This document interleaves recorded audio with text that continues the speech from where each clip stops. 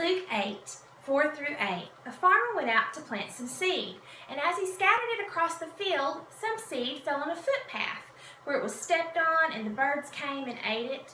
Other seed fell on shallow soil with underlying rock, and it began to grow, but soon it withered and died for a lack of moisture. Still other seed fell among thorns, and it shot up, but was quickly choked out by the tender blades. And still other seed fell on fertile soil. This seed grew and produced a crop 100 times as much as had been planted. This is a parable that Jesus told. He often told these stories, which are earthly stories that have a heavenly meaning. And sometimes scholars would disagree about what these parables meant. You know, we can't just forget the people that Jesus was talking to. The culture and the people that he would tell these stories to made a difference. We can't pick and choose scriptures to fit our personal needs. But that makes this story really special to me because Jesus himself gave the interpretation. In Luke 8, 11 through 15, this is the meaning of the story. The seed is God's message. The seed that fell on the hard path represents those who hear the message, but then the devil comes and steals it away and prevents them from believing and being saved. The rocky soil represents those who hear the message with joy, but like young plants in such soil, the roots don't go very deep. They believe for a while, but then they wilt when the hot winds of testings blow.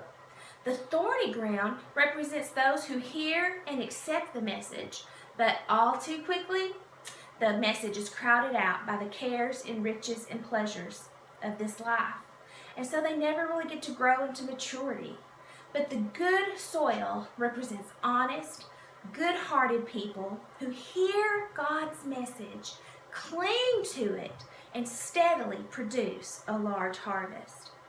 You know, my Bible that I was reading is subtitled this parable, and it said, Jesus telling the parable of the four soils. But as I was reading quickly, I misread the title, and I read it as Jesus telling the parable of the four souls. Now we know that soils and souls only have one letter difference, but what a difference that one letter makes. But I want to say to you today, your soul is the soil.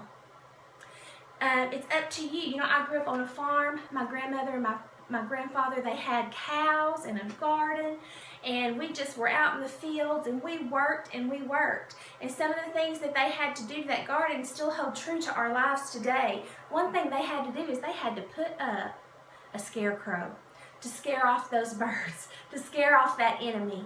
And then they had to prepare the soil. They had to work hard. Our hands got dirty. I mean, we had some bloody fingers from digging those potatoes and working to reap that harvest. So I like to think about it this way. We want to prepare our soul for plant time and harvest. Put up a scarecrow. Throw out the rocks. Pluck up the thorns. In other words, let's prepare ourselves, our life. How can we do that? How can that equate to my life today? Well, I think that scarecrow in the garden could be equated to Jesus on the cross. He paid the price.